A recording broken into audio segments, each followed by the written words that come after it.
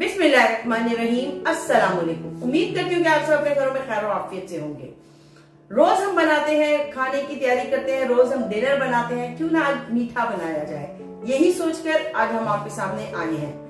आज इटली में है छुट्टी, सारा दिन छुट्टी मनाई गई है, रेस्ट किया गया है, तो अब सोचा क्यों ना कुछ मीठी सी चीज बना के आप लोगों के साथ शेयर की जाए। चलते हैं रेसिपी की तरफ, लेकिन उससे पहले आप सबसे हमारी दिली रिक्वेस्ट है कि प्लीज फातिमा व्लॉग्स को सब्सक्राइब कर लीजिए, बेल के बटन को प्रेस कर दीजिए ताकि आने वाली तमाम वीडियोस बआसानी आप तक पहुंच सके।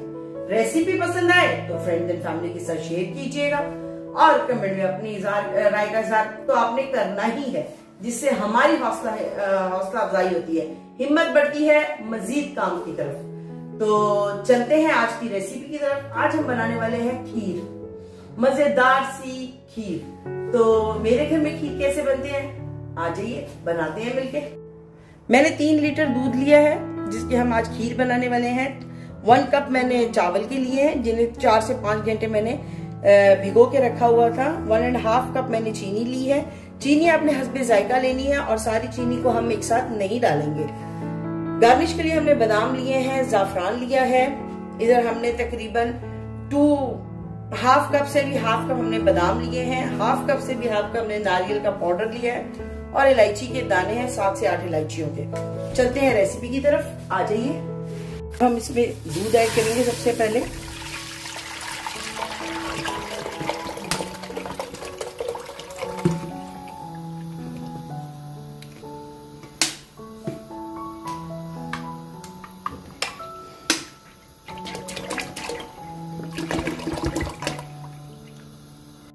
दूध हमने बॉईल करने रख दिया है।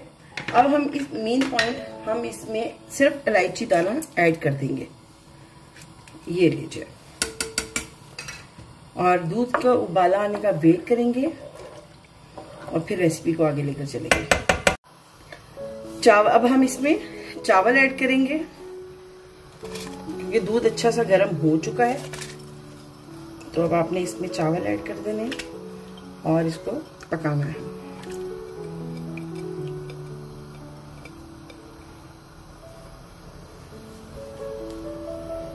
उसको हम चलाना शुरू कर देंगे। दूध को उबाला आ गया है और अब हम इसको थोड़ा सा इस तरह बनाने के बाद अब फ्लेम को हम स्लो कर देंगे और स्लो ये पकनी शुरू हो जाएगी ताकि हमारे चावल दूध के अंदर अच्छे से पक जाए। ये देखिए राइस हमारे अच्छे से गल चुके हैं। अब हम इस पॉइंट पर इसमें चीनी ऐड करेंगे। चीनी हम सारी ऐड एकदम से नहीं करेंगे, पहले हम थोड़ी सी चीनी ऐड करेंगे और इसको अच्छा सा मिक्स करेंगे। थोड़ी देर पकाएंगे इसके साथ, और आपने भी चखना है और चीनी को ऐड करते जाना है क्योंकि कुछ लोग ज्यादा चीनी खाना पसंद करते हैं, कुछ लोग कम। ये देखिए खीर हमारी माशाल्लाह से चावल अच्छे से मिक्स हो चुके हैं खीर के अंदर। और अब हमने क्या करना है, इस पॉइंट पर हम इसमें बादाम एंटर कर देंगे, डाल देंगे ताकि वो भी खीर के अंदर अच्छे से पक जाए। और ये लीजिए, आपने अच्छा से इसको मिक्स करना है।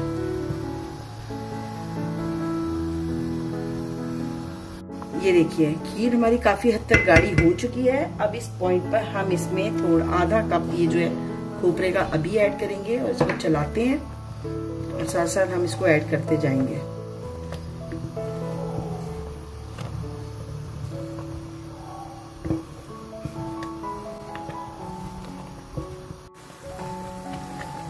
ये देखिए हमारी खीर तकरीबन गाढ़ी होने के करीब करीब है।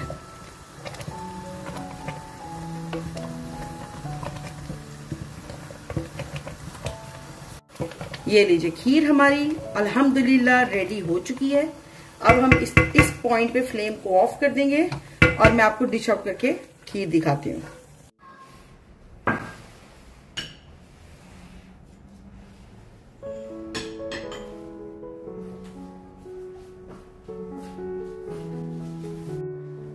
बहुत मजेदार सी लजीजा खीर तैयार है।